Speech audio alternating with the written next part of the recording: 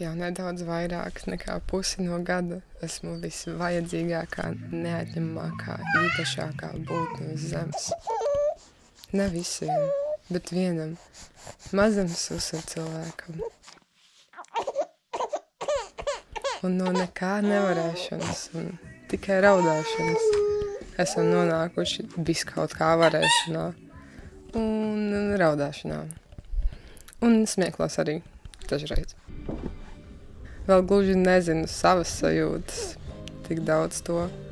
Un varbūt tik maz laika tās aplūkot un nosaukt.